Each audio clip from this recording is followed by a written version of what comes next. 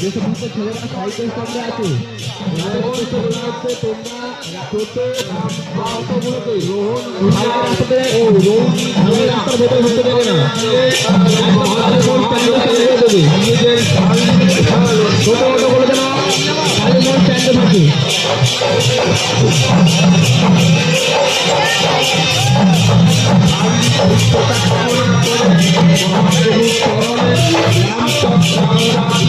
रोहन भूया ও রৌনিক ভূঁইয়া 201 টাকা মহাপুরস্কার প্রণামী নিবেদন করলেন।